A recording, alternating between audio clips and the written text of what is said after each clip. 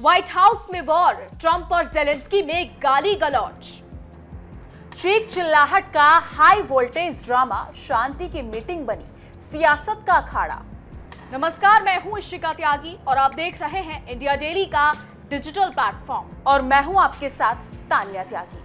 आज हम आपको एक ऐसी खबर दिखाने जा रहे हैं जो सिर्फ दो देशों के बीच की बातचीत नहीं बल्कि दुनिया की राजनीति में बड़ा बदलाव ला सकती है। मामला यूक्रेन और रूस के बीच जारी युद्ध का है, लेकिन इस बार खबर का केंद्र अमेरिका है और अमेरिका के राष्ट्रपति डोनाल्ड ट्रंप। मीडिया रिपोर्ट्स के मुताबिक ट्रंप ने व्हाइट हाउस में यूक्रेन के राष्ट्रपति जेलेंस्की पर दबाव बनाया कि वो रूस की शर्तें मान लें और युद्ध को सही खत्म कर दें।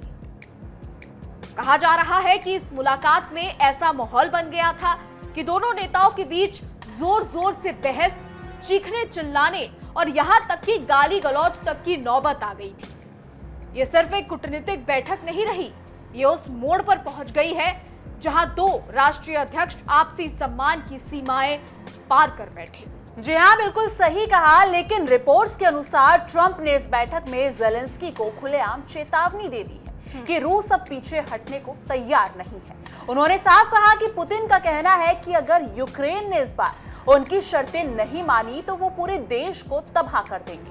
ट्रंप ने एक कदम और आगे बढ़ते हुए पुतिन की ही भाषा बोलनी शुरू कर दी। उन्होंने रूस की तरफ से छेड़े गए इस युद्ध को विशेष सैन्य अभियान कहा और इस शब्दावली से ये संकेत दिया कि वो पुतिन के तर्कों के साथ खड़े हैं। ट्रंप ने जेलेंस्की से साफ शब्दों में कहा, अगर वो चाहते तो तुम्हें नेस्तनाबूद कर देंगे। एक तरह जहां पूरी दुनिया रूस की आक्रामकता की आलोचना कर रही है, वहीं ट्रंप का इस तरह पुतिन का समर्थन करना वैश्विक राजनीति में चिंता का विषय बन गया है। बिल्कुल, यूक्रेनी प्रतिनिधि मंडल जो उस बैठक में शामिल था, वो अपनी सैन्य कामयाबियों की जानकारी देने और मोर्चे पर हो रही सफलताओं के सबूत देने की कोशिश कर रहा था। वो अपने नक्शे और योजनाएं साथ लाए थे, जिसमें बताया गया था कि किस तरह यूक्रेन की सेना कुछ इलाकों में दुश्मन को पीछे धकेल रही है। लेकिन ट्रंप ने इन जानकारियों को एक नजर में खारिज कर दिया। उन्होंने उन नक्शों को हाथ में लेते ही फेंक दिया और नाराजगी में कहा कि वो नक्शों को देखकर परेशान हो चुके हैं। उन्होंने ये भी कहा कि वो किसी भी रेड लाइन को नहीं पहचानते और ना ही मानते हैं। ये शायद केवल एक नाराज राजनेता नहीं थे, बल्कि एक ऐसे नेता थे जो यूक्रेन को झुकने पर मजबूर करना चाहते हैं, भले ही यूक्रेन मैदाने जंग में संघर्ष करता रहे। जी हाँ, बिल्कुल। बैठक में ट्रंप ने अपनी स्थिति और भी स्पष्ट करते हुए कहा कि जेलेंस्की को अब पूरा डोनबास क्षेत्र रूस को सौंप देना चाहिए। ये वही डोनबास इलाका है जिसके लिए दोनों देशों के बीच सबसे भीषण लड़ाई चल रही है और यहाँ यूक्रेन ने हाल ही में कुछ अहम इलाकों पर फिर से नियंत्रण पाया है। लेकिन ट्रंप ने इन सफलताओं को कोई महत्व ही नहीं दिया। उनके अनुसार यूक्रेन को अब समझौता कर लेना चाहिए और इस इलाके को रूस को देकर युद्ध खत्म कर देना चाहिए। उन्होंने ये बात भी दोहराई कि अगर वर्तमान हालात में युद्ध विराम का समर्थन करते हैं, लेकिन इसके साथ ही अमेरिका की तरफ से यूक्रेन को दी जाने वाली लंबी दूरी की टोमाहोक क्रूज मिसाइलों की डिलीवरी को सिरे से खारिज कर दिया।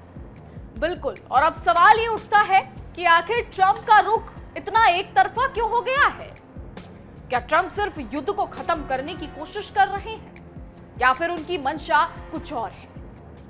मीडिया रिपोर्ट्स के मुताबिक ट्रंप अब रूस की अर्थव्यवस्था को बहुत मजबूत बता रहे हैं।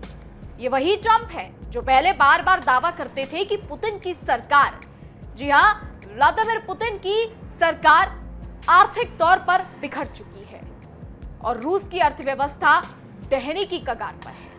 लेकिन इस बैठक में ट्रंप ने पुतिन के तर्कों को दोहराते हुए कहा कि रूस अब कमजोर नहीं है और अगर यूक्रेन ने बात नहीं मानी तो उन्हें इसकी बड़ी कीमत चुकानी होगी। उन्होंने ये भी कहा कि उन्हें शांति पर भरोसा है, लेकिन साथ में ये भी जोड़ दिया कि पुतिन कुछ ना कुछ तो हासिल करेंगे, क्योंकि उन्होंने अब तक कुछ इलाकों में कब्जा कर लिया है। ये एक तरह से पुतिन के कब्जे को वैधता देने जैसा बयान था। जी हाँ, बिल्कुल, क्योंकि बैठक के संदर्भ में एक और अहम जानकारी सामने आई है रूस की ओर से। हाल ही में एक नया प्रस्ताव ट्रंप के जरिए यूक्रेन तक पहुंचाया गया है। इस प्रस्ताव में रूस की मांग है कि यूक्रेन डोनबास का बाकी हिस्सा रूस को सौंप दे और बदले में रूस खेरसान और जापोरिजिया के कुछ छोटे मोटे हिस्से यूक्रेन को वापस लौटा देगा। इस प्रस्ताव को पहले आए अगस्त के अलास्का प्रस्ताव से थोड़ा पीछे हटने वाला माना जा रहा है, लेकिन यूक्रेनी अधिकारियों ने इस नए प्रस्ताव को भी पूरी तरह से खारिज कर दिया है। उनका कहना है कि ये देश की संप्रभुता पर सीधा हमला है और इसे किसी भी कीमत पर स्वीकार नहीं किया जा सकता। बिल्कुल, और ट्रंप के इस रुख से यूक्रेन को ही नहीं बल्कि अमेरिका के कई सहयोगी देशों को भी झटका लगा है। जिस अमेरिका को दुनिया लोकतंत्र और मानव अधिकारों का रक्षक मानती है, उसका एक राष्ट्रपति खुलेआम एक आक्रामक राष्ट्र की भाषा बोल रहा है। ज़ेलेंस्की के लिए यह स्थिति बेहद असहज बन गई है। एक तरफ उनका देश बमबारी और हमलों की चपेट में है और दूसरी ओर जिस देश की सैन्य और आर्थिक मदद पर वो निर्भर है, उसके साथ एक बड़े नेता ने उनका समर्थन करने के बजाय दबाव डालना शुरू कर दिया है।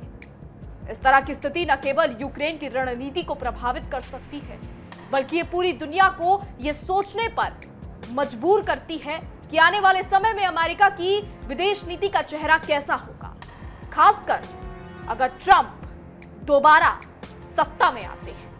जी हाँ, ये देखना काफी दिलचस्प होगा जहां बड़बोले ट्रंप ऐसे ऐसे बयान देते हैं और उसके बाद कोई भी देश उनके बयान से सहमति नहीं जताते हैं। वो अपने आप में ही बहुत बड़ा सवाल है कि आखिर ट्रंप ऐसे बयान देते क्यों हैं जब बाकी के देश उनकी बातों से सहमत ही नहीं होते हैं। बिल्कुल तान्या, और यहाँ पर एक बात देखने वाली है, ट्रंप ने ज़ेलेंस्की से कह तो दिया है, लेकिन यहाँ सबसे बड़ा सवाल ये उठता है तान्या कि क्या ज़ेलेंस्की ट्रंप की बात मानेंगे। बिल्कुल, क्योंकि अगर देखा जाए तो ट्रंप अपने बयान देकर निकल जाते हैं, लेकिन सामने वाले के ऊपर डिपेंड करता है कि वो उनकी बात से कितना सहमत हो रहा है और कितना मान रहा है। बिल्कुल तान्या, और एक बात यहाँ पर और देखने वाली है कि अगर ज़ेलेंस्की मान लेते हैं तो पुतिन क्या करेंगे, और अगर ज़ेलेंस्की नहीं मानते हैं तो पुतिन क्या करेंगे, और सबसे बड़ा सवाल डोनाल्ड ट्रंप इसे किस तरीके से लेंगे, डोनाल्ड ट्रंप क्या कुछ करेंगे, ये अब देखना होगा। बिल्कुल, इस मुद्दे को लेकर आपकी क्या राय है कमेंट सेक्शन में जरूर साझा कीजिएगा और बाकी देखते रहिएगा इंडिया डेली के डिजिटल प्लेटफॉर्म पर तहकीकात हर खबर की तह तक।